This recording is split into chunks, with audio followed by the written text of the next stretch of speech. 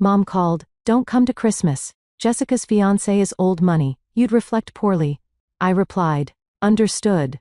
Christmas morning, Forbes released their 30 Under 30 issue with me on the cover. My phone exploded because the phone call came on December 10th, exactly 2 weeks before Christmas Eve dinner at my parents' estate in Greenwich, Connecticut. "Rachel, we need to talk about the holidays," Mom said, her voice carrying that particular tone she reserved for uncomfortable conversations. Not angry, not sad, just diplomatic. I was in my office at the time, reviewing third-order projections for my company's enterprise clients. I put my pen down. "What's wrong?" "Nothing's wrong, sweetheart. It's just that this year is special. Your cousin Jessica is bringing her fiancé, Bradford Ashworth III, to Christmas Eve dinner."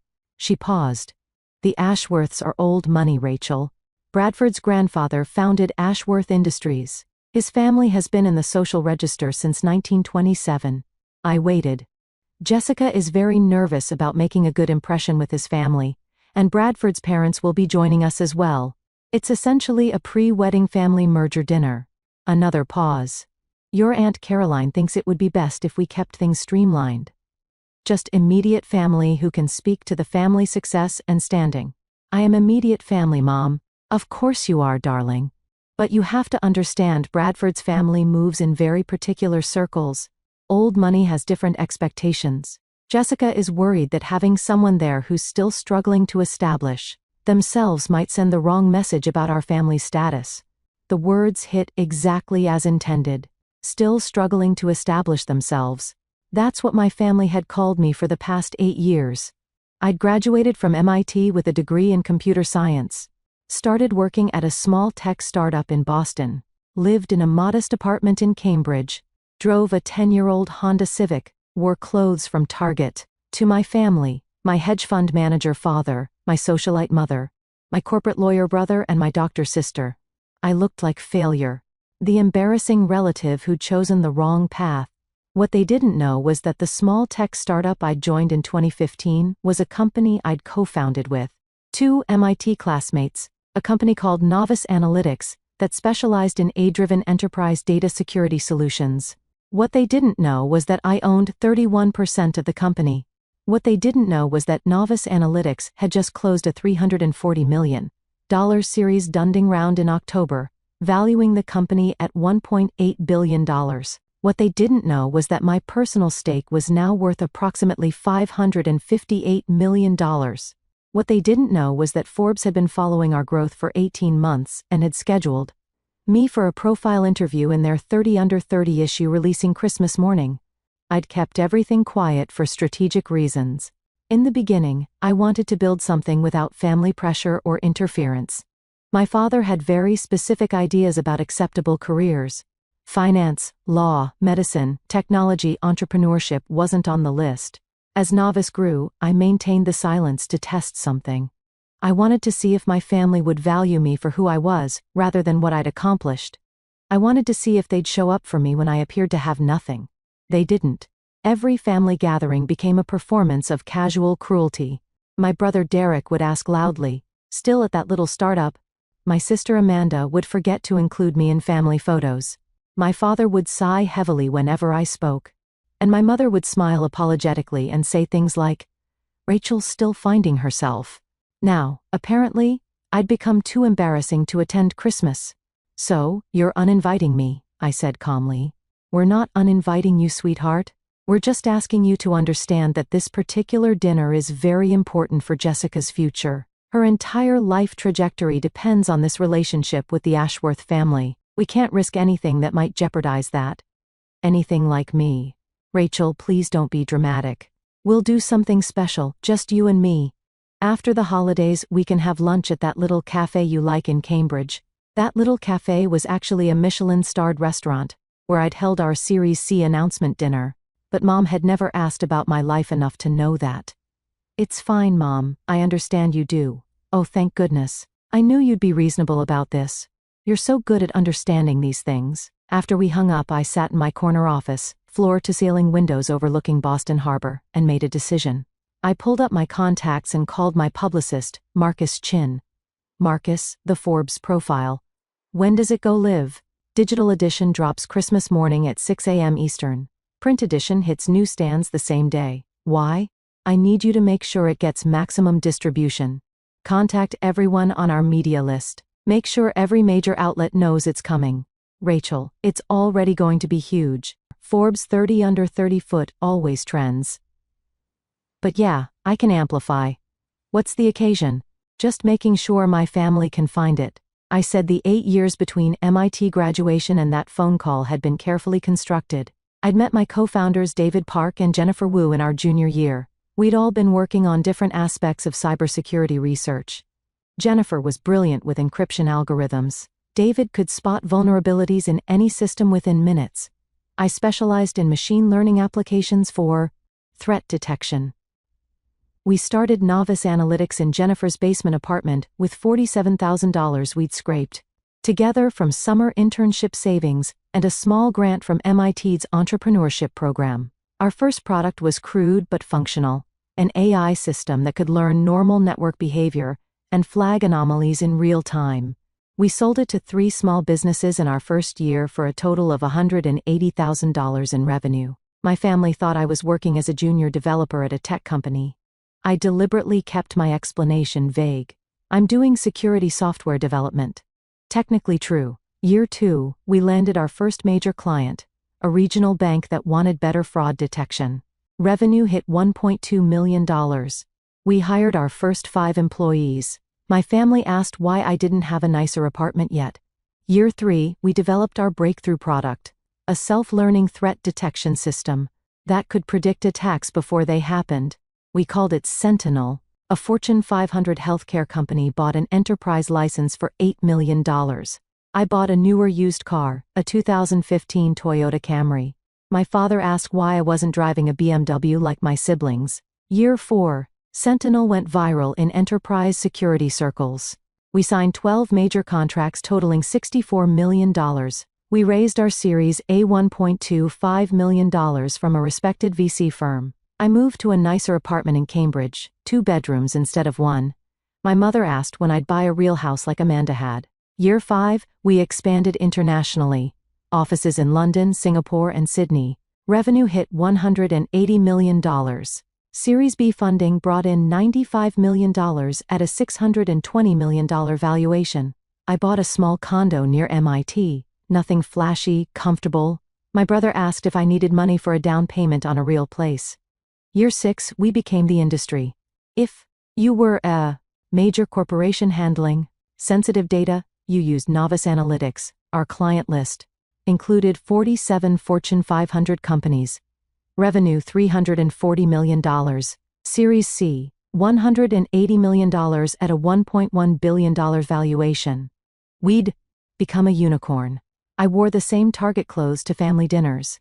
Year 7, expansion into government contracts. Department of Defense, Department of Homeland Security, Federal Reserve. Revenue exceeded $500 million. The company everyone in tech was watching. I still drove the Camry. Year 8, October 2023. Series D closed. $340 million at $1.8 billion valuation. We were preparing for IPO discussions in 2024. Forbes reached out for the 30 under 30 profile, and my family uninvited me from Christmas because I'd embarrassed them.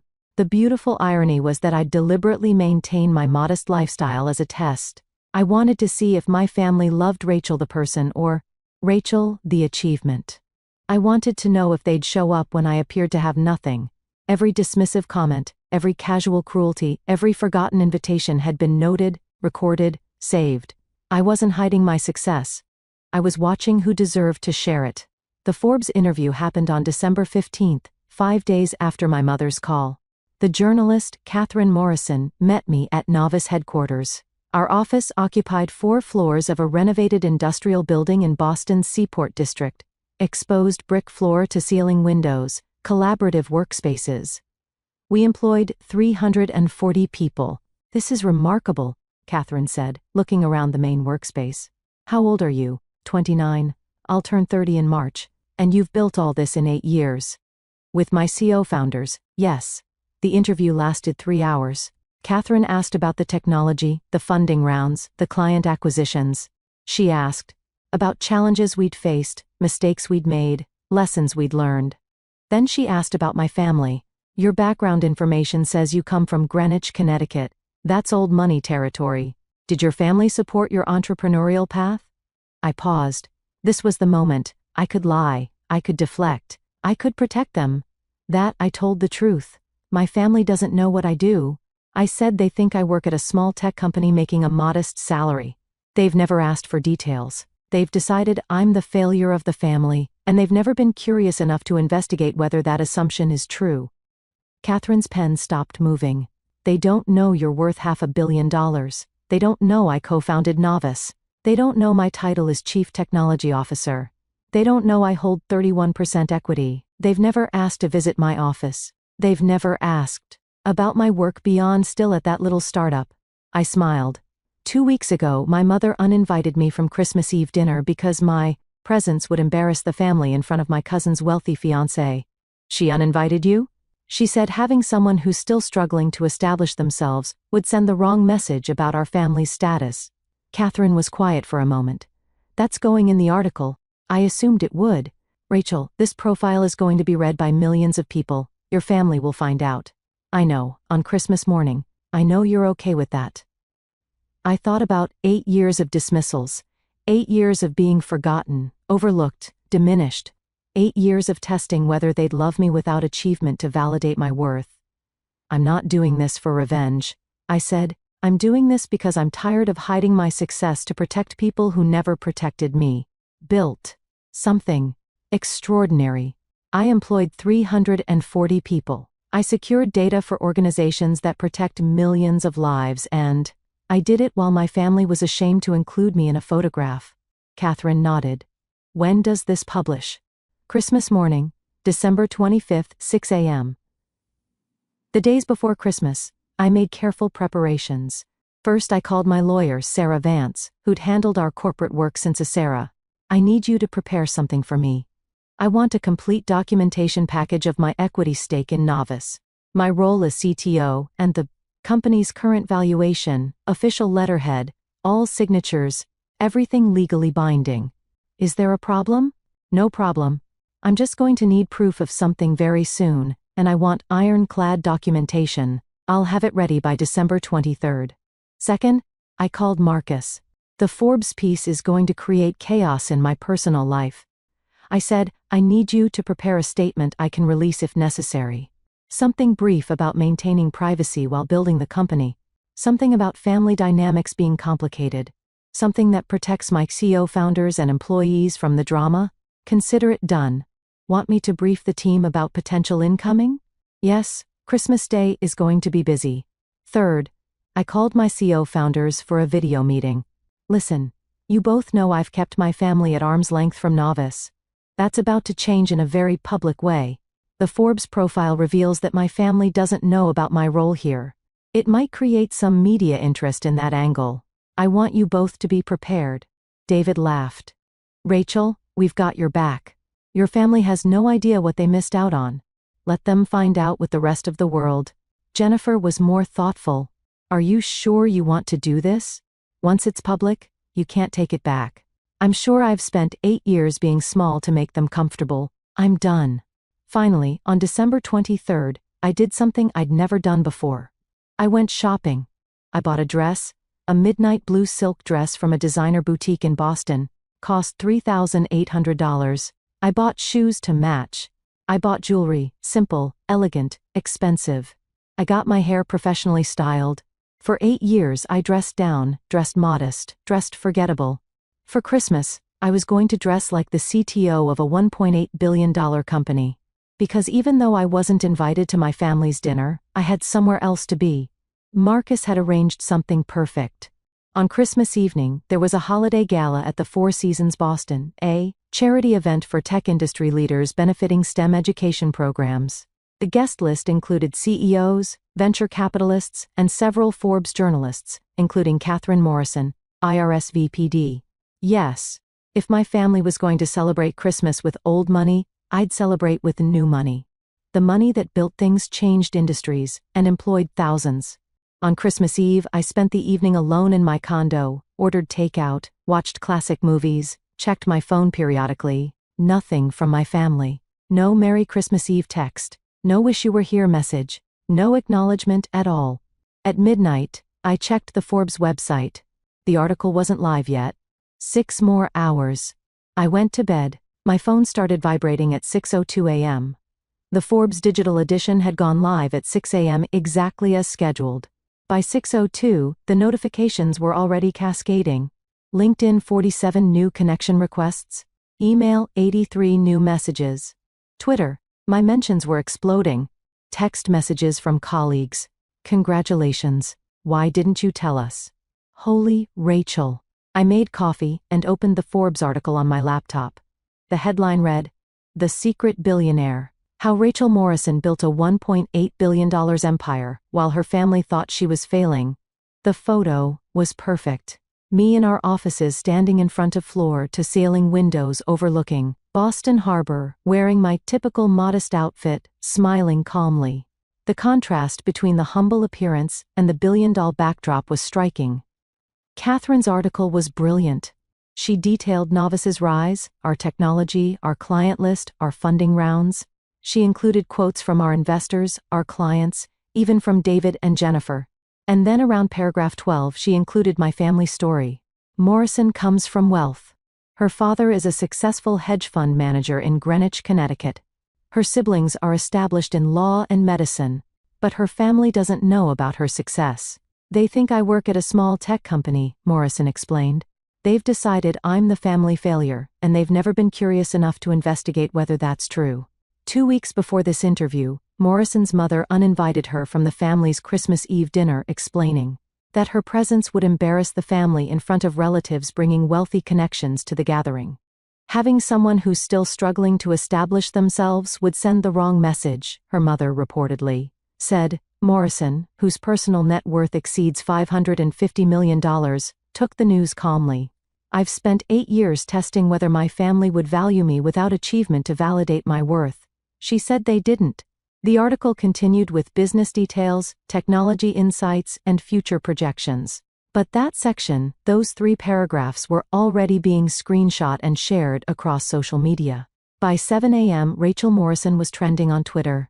By 8 a.m., my phone rang. I let it go to voicemail. It rang again immediately. That voicemail, Derek called, Amanda called, Aunt Caroline called.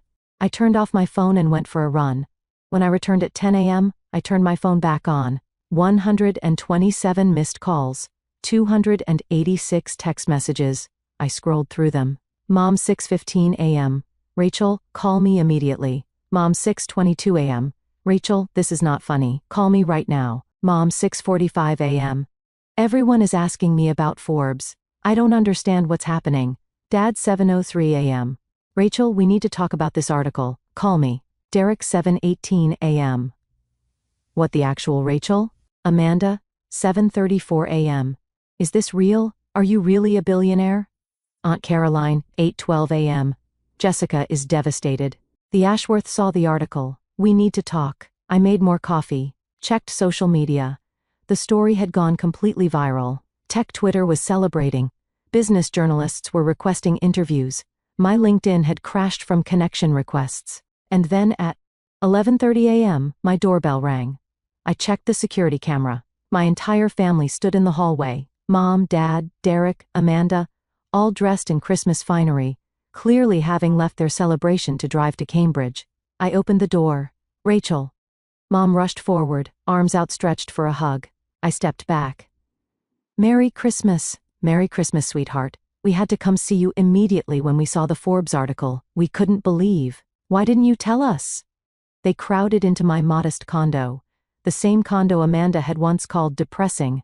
The same place Derek had offered to help me upgrade from. Dad was staring at me like he'd never seen me before. Rachel, this article says you own 31% of a company worth $1.8 billion. That's correct. It says you're the chief technology officer. Correct. It says your personal net worth is over $550 million. Approximately $558 million as of the series lows. Yes. And you never told us? Mom's voice was wounded. Your own family? I looked at her calmly. You uninvited me from Christmas 2 weeks ago because I'd embarrass you. That was before we knew. Exactly. The silence that followed was deafening. Derek broke it. Rachel, come on, you have to understand how this looks. You've been pretending to be poor for 8 years. I've been living modestly. There's a difference. I never lied about anything. I told you I worked in tech security. I told you I was doing well. None of you ever asked for details. You were deliberately hiding your success. Amanda said, I was testing whether you'd value me without it. That's not fair. Mom protested. You can't test your own family like that. I pulled out my phone and opened my photos. December 2019, Derek's birthday party. I asked if I could bring my business partner to introduce you. You said, and I quote, let's keep it family only. We don't need your work friends here. That business partner was Jennifer Wu, my CO founder. She's now worth $590 million. I scrolled. June 2020. Amanda's graduation from medical school. I mentioned I just closed a major contract and wanted to celebrate with you. Dad said, that's nice, honey, and changed the subject to Amanda's residency offers. That contract was $8 million from a Fortune 100 company. I scrolled again.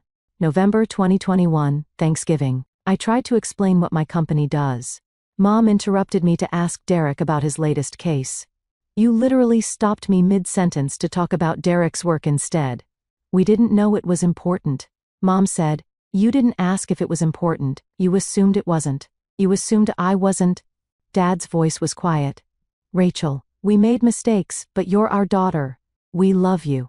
You love the daughter who's worth $558 million. 2 weeks ago, you didn't love me enough to include me in Christmas dinner. That was a misunderstanding, Aunt Caroline said, stepping forward. She'd been silent until now.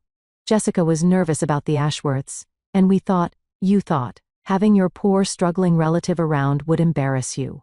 You were right. You should be embarrassed. Not because of me, because of how you treated me. Amanda was crying now. Rachel, please. You're our sister. I've always been your sister. My net worth doesn't change that, but apparently it's the only thing that makes me worth including. My phone buzzed. A text from Marcus. Wall Street Journal wants interview. CNN wants you for tomorrow. Bloomberg asking for statement. Should I schedule? I looked at my family. I need you all to leave. Rachel, Mom started now. Please, we're not done talking about this, Dad said. Schley, we are. You're done talking at me about what I should have told you. I'm done explaining why I didn't trust you with the most important thing I've ever built. I walked to the door and opened it. Merry Christmas. Enjoy your dinner with the Ashworths. I'm sure having a daughter worth $500 million will help make the right impression. Mom's face crumpled. That's not fair. Neither was uninviting me from Christmas. They filed out slowly. Derek tried to say something, but I closed the door before he could. I locked it and leaned against it, breathing heavily. My phone rang again. This time, it was Jennifer. Rachel, have you seen Twitter? We're trending #1 worldwide. I saw, are you okay? The family stuff in the article. That was brave. I'm okay. Better than okay, actually. Good. Because Marcus just forwarded me interview requests from every major outlet. You're about to become very, very famous. I smiled. Send me the list. Let's talk about which ones align with our IPO timeline. Now you're thinking like a SEO. Merry Christmas, Rachel. Merry Christmas, Jen. I hung up and walked to my window. Cambridge stretched out below me, decorated with Christmas lights, beautiful and peaceful. My phone buzzed again. Another text from Mom. Please, call me. We can fix this. I deleted it. There was nothing to fix. For 8 years, I'd given them every opportunity to see me. They'd chosen not to look. Now the whole world was looking, and I was just getting started.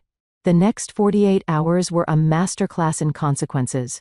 Christmas Day evening, I attended the Four Seasons Gala in my midnight blue dress. The moment I walked in, the room shifted. People who'd been circulating stopped. Conversations paused. Catherine Morrison approached immediately, champagne glass in hand. Rachel, you look stunning. How are you holding up? Better than expected. Your family showed up at my door this morning. All of them. And I sent them away. She smiled. Good for you. Come on. There are some people who've been dying to meet you. She introduced me to venture capitalists who'd been courting Novice for years. CEOs who wanted to discuss partnerships, journalists requesting interviews. I spent 3 hours networking with people who valued what I'd built, not who my family was. At one point, I found myself talking with Margaret Chin, the CEO of a Fortune 50 tech company and one of the most powerful women in business. I read your Forbes profile this morning, she said. The part about your family that took courage. It was just honesty. Honesty is courage in a world that prefers pretty lies. She paused. My parents didn't speak to me for 2 years after I dropped out of medical school to start my first company. They thought I was throwing my life away. Now they tell everyone they always knew I'd be successful. What did you do? I stayed successful, and I stayed honest about the journey. Eventually, they either accept reality, or they don't. But you can't build an empire while carrying people who don't believe in you. That conversation stayed with me. December 26th, the story exploded further. Wall Street Journal ran a feature tech hidden billionaire. Why Rachel Morrison kept her family in the dark. Bloomberg covered it. TechCrunch did a deep dive on Novice's technology and valuation. The narrative that emerged was fascinating. Social media split into camps.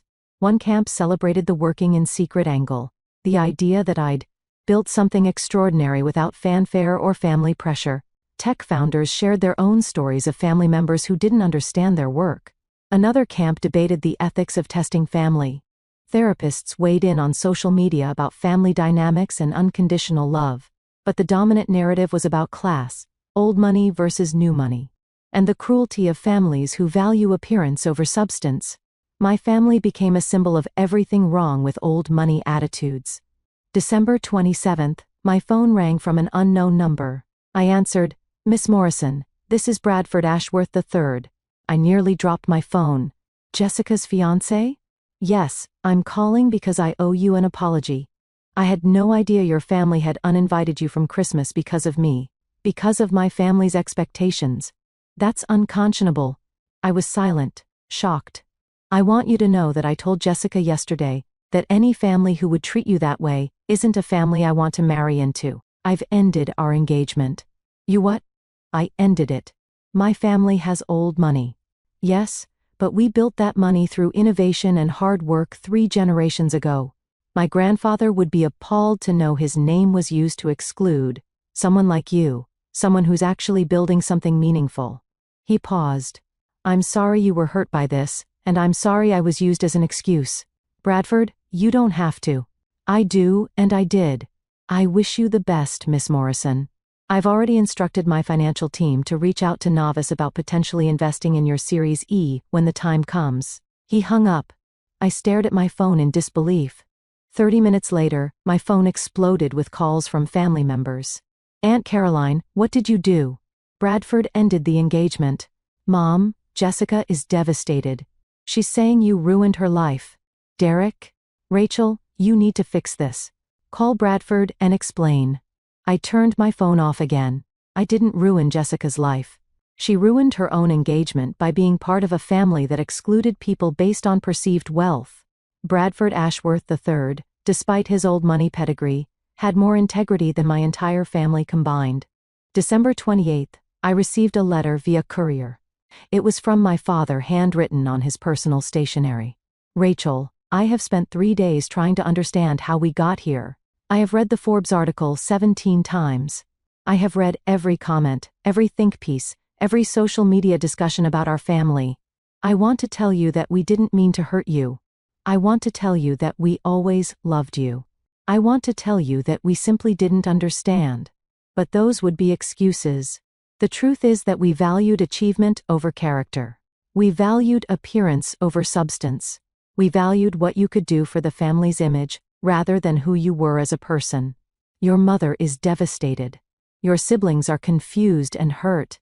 Your aunt is furious about Jessica's broken engagement. But none of their feelings matter as much as this. You were right. You built something extraordinary while we dismissed you. You proved yourself while we doubted you. You succeeded while we predicted failure. And when your success became public, our first thought wasn't pride. It was how we could benefit from it. I am ashamed. I don't expect forgiveness. I don't expect reconciliation. I'm writing because you deserve to know that I finally see what I couldn't see before. You didn't need us to succeed. But we needed you to matter. I'm sorry we failed you. Dad, I read the letter 3 times. It was the most honest thing my father had ever said to me. It also didn't change anything.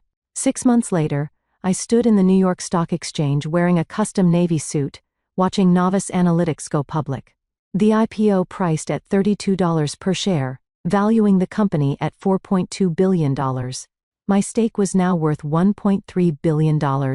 Jennifer, David, and I rang the opening bell together.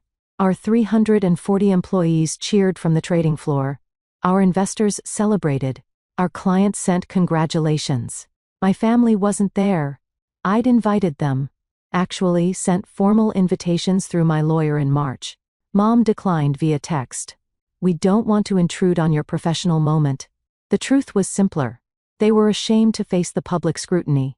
After the Forbes article went viral, our family dynamics had become a case study in business schools, psychology courses, and family therapy sessions.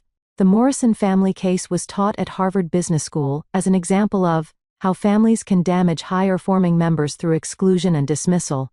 My mother couldn't attend a charity luncheon in Greenwich without someone asking about that Forbes article. My father had resigned from 2 boards when members kept bringing it up. Derek and Amanda had both reached out several times. Derek apologized genuinely. Amanda sent long emails about family therapy and healing. I'd responded politely but maintained distance. The person who surprised me most was Jessica. She'd called in February, 3 months after Bradford ended their engagement. Rachel, I need to apologize. Actually, I need to do more than apologize. I need to thank you for what? For exposing exactly who I'd become. Bradford was right to end things. I was so focused on marrying into the right family that I forgot to be a decent human being. I excluded you because you didn't fit my image of success. That's unforgivable. Jessica, let me finish. I've spent 3 months in therapy, real therapy, not just venting to a counselor. I'm learning that I constructed my entire life around other people's approval. I don't even know what I actually want. She paused. I enrolled in a master's program, social work.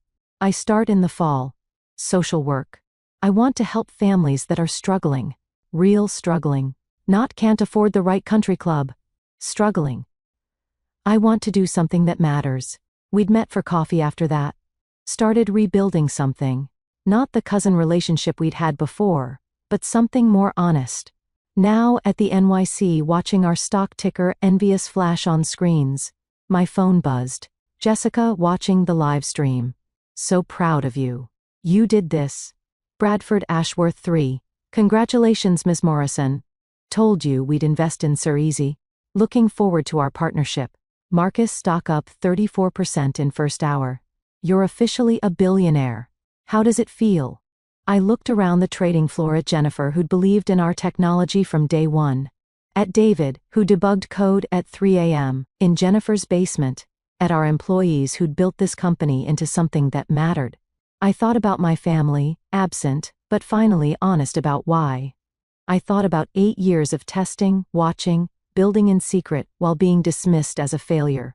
I thought about the choice I'd made to value authenticity over approval.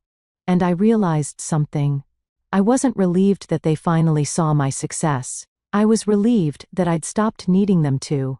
My phone rang. Unknown number. I almost declined, but something made me answer.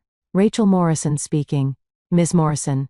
This is Governor Williams's office. The governor would like to know if you'd be available for a meeting next week to discuss a new STEM education initiative she's launching. She was very impressed by your Forbes profile and your commitment to educational access. I smiled. I'd be honored. Have your office send the details to my assistant. After I hung up, Jennifer appeared at my elbow. Everything okay? Everything's perfect. Governor wants to meet about education programs. Of course she does. You're Rachel Morrison, billionaire tech CEO who built an empire while her family thought she was failing. He grinned. Never gets old. It really doesn't. We watched the stock ticker together. Envious climbing. Hey Rachel, Jennifer said quietly.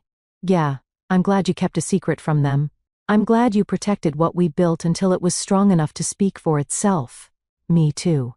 And I'm glad you're my friend, not just my co-founder. I looked at her. My actual family, the one I'd chosen, the one that had showed up when I appeared to have nothing. Me too, I said. My phone buzzed one more time.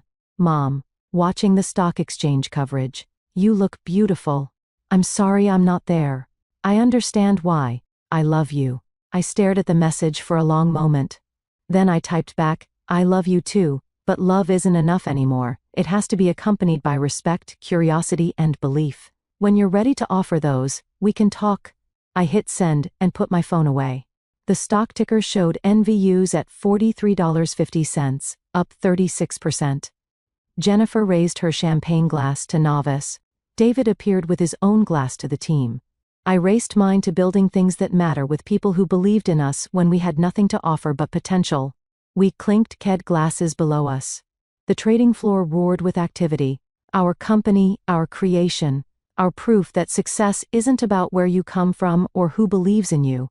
It's about what you build when no one's watching. And I'd built something extraordinary.